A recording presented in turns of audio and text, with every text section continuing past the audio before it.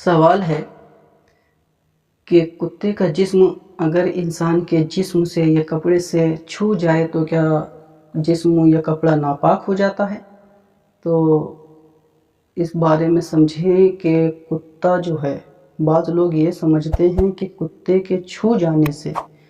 انسان کا جسم یا کپڑا ناپاک ہو جاتا ہے۔ ایسا کچھ نہیں ہے، یہ غلط فہمی ہے۔ ہاں اتنا ہے کہ کتے کا لعاب یعنی کہ جو تھوک ہے وہ ناپاک ہے، اور کتے کا جو پسینہ ہوتا ہے وہ ناپاک ہے۔ اگر یہ لگ جاتا ہے تو انسان کا اتنا حصہ ناپاک ہو جاتا ہے جتنے حصے پر یہ لگا ہوا ہے، اور اتنے حصے کو دھو لیا جائے اور پاک ہو جائے گا۔ لیکن آج کے زمانے میں کیا دیکھا جاتا ہے، انسان کے ذہن میں کیا چلتا ہے کتے کے مطابق، کہ اگر انسان سے کتا ٹچ ہو جاتا ہے تو وہ یہ سمجھتا ہے کہ ہم تو ناپاک ہو گئے، ہمارے کپڑے ناپاک ہو گئے۔ وہ دوڑتا ہوا اپنے گھر جاتا ہے، وہ گھر جا کر کے اپنے کپڑوں کو اتارتا ہے، پھینک دیتا ہے ایک طرف، یہ ناپاک ہوئے ان کو دھو۔ وہ خود جا کر کے غسل خانے میں، باتھ روم میں جاتا ہے، نہاتا ہے، غسل کرتا ہے، غسل کر کے پھر نئے صاف ستھرے کپڑے پہنتا، پھر اپنے آپ کو پاک سمجھتا کہ اب ہم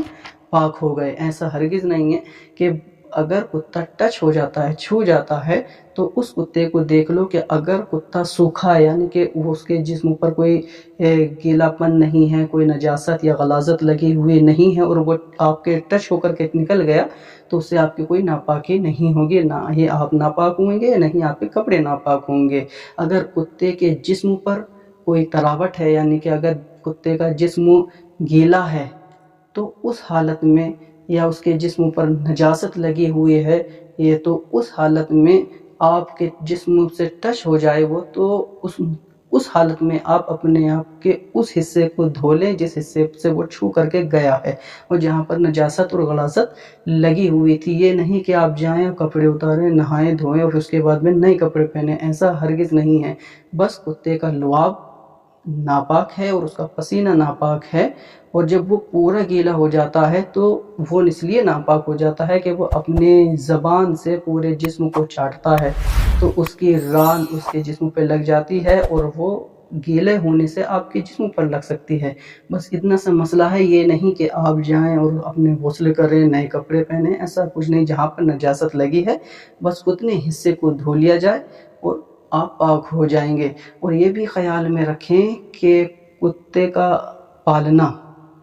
جائز نہیں ہے، لیکن اتنا جائز ہے کہ اگر ضرورت کے مطابق، یعنی کہ کسی خاص ضرورت کے یا حفاظت کے لیے آپ کتا پال رہے ہیں تو پال سکتے ہیں، لیکن شوقیہ طور پر یا بغیر خاص ضرورت کے آپ کتا پالیں تو یہ جائز نہیں ہے۔ لیکن آج کے زمانے میں کیا دیکھا جاتا ہے کہ کتے کو پالا جاتا ہے اپنے شوق کے مطابق، حفاظت کے مطابق نہیں، ضرورت کے مطابق نہیں، کیونکہ ان کے گھروں کے آگے دیکھو تو گارڈ کھڑے ہوئے ہیں، بندوق لیے کھڑے ہوئے ہیں، اور ان کے گھر کے اندر جا کر دیکھو تو کتے پل رہے ہیں، اور ان کے کتے کس انداز سے پل رہے ہیں کہ ان کے بچوں کے ساتھ میں وہ کھا رہے ہیں، کتے ان کا جھونٹا کھا رہے ہیں، وہ کتے کا جھونٹا کھا رہے ہیں، کتے کو گود میں لے کر کے کھیل رہے ہیں، اور کتے کے منہ سے اپنے منہ کو چٹا رہے ہیں۔ ایسا انداز بنا ہوا ہے، یہ کردار بنا ہوا ہے آج کے لوگوں کا کہ اپنے چہروں کو کتے کے منہ سے چڑھواتے ہیں۔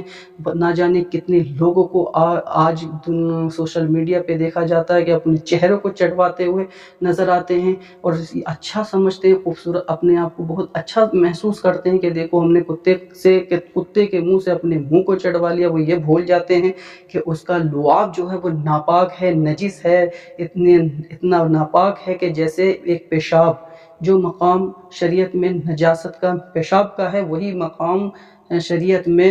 کتے کے لعاب کا یعنی کہ تھوک کا، رال کا ہے۔ تو سمجھے کہ اگر کسی شخص نے اپنے چہرے پر کسی کتے سے چڑھوایا اپنے چہرے کو، تو اس نے اپنے چہرے پر پیشاب مل لیا۔ یہ معاملات ہیں، تو جو لوگ اس بات سے بچیں، اور یہ بھی یاد رہے کہ کتے کے جو رال میں ایک ایسا وائرس ہوتا ہے جس کے ذریعے انسان ایسے بیماری میں مبتلا ہو جاتا ہے جس کی منزل صرف اور صرف موت ہوتی ہے، اس سے اور کوئی بچنے کا راستہ نہیں ہوتا ہے۔ تو خدارہ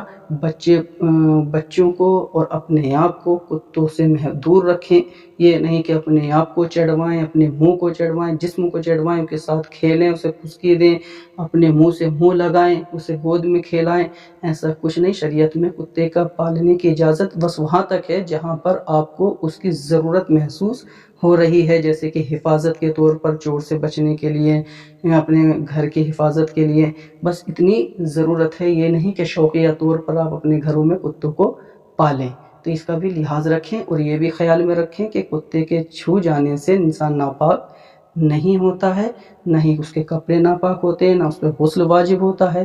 تو اس بات سے بھی میں اپنا پرہیز کریں کہ جو لوگ کتے کے چھو جانے سے اپنے کپڑوں کو اتار کر کے نیا غسل کرتے ہیں، اس کی ضرورت نہیں ہے. بلکہ اگر کوئی نجاست دکھائی دے رہی ہے اور شک و شبہ ہے تو اتنے حصے کو دھو لیں اور پاک ہو جائیں گے، نماز ادا کر سکتے ہیں. آپ پاک ہیں الحمدللہ.